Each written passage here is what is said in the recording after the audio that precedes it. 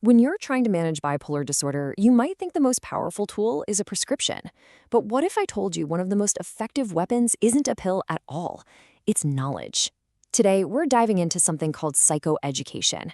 Think of it as getting the official user manual for your own brain. Let's get into how it all works. I mean, really think about that for a second. How can you possibly get the upper hand on an illness if you don't know its rules, if you don't get what triggers it, or why sticking to a treatment plan is so important? That's exactly the gap that psychoeducation is built to fill. So here's the game plan for today. First, we're going to break down what psychoeducation actually is. Then we'll look at the big challenges it's designed to solve. After that, we'll get into the practical tools it gives you, how to find the right style for you. And finally, we'll peek into the future of this kind of support. Okay, first things first. What in the world is psychoeducation? I know it sounds super clinical, maybe a little intimidating, but really at its heart, it's about one simple, powerful idea: empowerment through understanding. So here's the textbook definition, but let's make it real. It's basically a structured way of learning about an illness. And that word systematic is key. This isn't just about reading a pamphlet. It's a focused, organized approach to arming you and your family with the information you need to feel back in the driver's seat. And this whole approach has 4 really clear goals. First, it's about giving you the basic knowledge, the what's what. Second, it helps you connect those facts to your life to build real insight. Third, and this is huge, it's all about preventing relapses before they start. And finally, it gives you practical skills for when things get tough. It's all about playing offense, not just defense. Okay, so we know the what. But to really understand the why this is so incredibly vital, we have to look at the huge hurdles that people with bipolar disorder are up against every single day in the battle for stability. And one of the biggest challenges, honestly, can be boiled down to this one number: 40 to 50%. That's roughly how many people with bipolar disorder have a hard time sticking with their medication. We're talking about nearly half. Just let that sink in for a moment. It's a massive number with really serious consequences. So why is that number so high? Well, the reasons are complicated, and they're deeply human. Maybe you're not convinced the meds are even working, or you're worried about side effects. Sometimes when you feel stable, you think, hey, maybe I'm cured. And for some, there's the fact that they miss the high-energy, creative buzz of hypomania. Almost all of these things come back to not having a deep, solid understanding of the illness itself. And the stakes here, well, they couldn't be higher. This isn't just about feeling good day to day. This is about life and death. Not sticking to a lithium treatment plan can result in a 5.2 times, that's 500%, increased risk of suicide. It shows you that this kind of education isn't just nice to have, it is absolutely critical. Beyond medication, you've got 2 other giants in the way. First, there's stigma. It makes people hide what they're going through and makes them afraid to ask for help. And then there's the loss of insight, which often happens during manic episodes, where a person literally can't see that they're ill. Psychoeducation takes both of these on directly by building self-awareness and real understanding.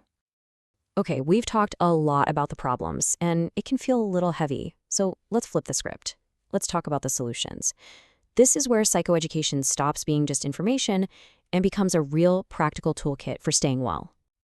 Now, one of the most powerful ideas here is something called the social Zeitgeber theory. Okay, that sounds super academic, I know. But a Zeitgeber is basically just a cue that sets your internal body clock. For someone with bipolar disorder, a stable routine, like going to bed at the same time, eating meals regularly, is like a rock-solid anchor. When that routine gets thrown off, it can disrupt your brain's biology and trigger a mood episode. Psychoeducation teaches you how to protect those rhythms. This right here is a total game changer. Psychoeducation helps you build your own personal early warning system. You learn to spot your unique prodromal symptoms, those little subtle clues that a manic or depressive episode might be coming. Things like sleeping a lot less or more, or maybe your thoughts start racing. When you can catch those signs early, you or your family can step in before it becomes a full-blown crisis. So we see how powerful this toolkit is, but what does it actually look like when you do it? Well, the great thing about psychoeducation is that it is not a cookie-cutter, one-size-fits-all deal. There are actually a few different ways it can be customized for what a person really needs. You've basically got 3 main flavors. There's individual therapy, which is perfect for someone who needs that one-on-one attention or has high social anxiety. Then there's group therapy. where the peer support, knowing you're not alone, is just invaluable. And then there's family-focused therapy, which brings your loved ones into the loop, and as we'll see, that can be incredibly powerful. And we absolutely cannot forget the caregivers. There are programs designed just for them. This is so important because when you educate a family member, you're not just helping the patient, you're also lifting the immense weight off the caregivers themselves, giving them the tools and understanding they desperately need. And hey, if you need just one stat to prove how much involving the family matters, look at this. In one study, the risk of being rehospitalized within 2 years for people in individual therapy was 60%. But for those in family-focused therapy, it dropped to just 12%. That isn't just a small difference. That is a massive, life-changing gap. It just screams how important a supportive, educated family can be. All right, we've seen the strategies, we've seen the proof. So what's the big takeaway here? And where is all of this headed in the future? The evidence is just crystal clear. When it's done right, psychoeducation delivers real, tangible results. We're talking fewer relapses, longer periods of stability, and way fewer hospitalizations.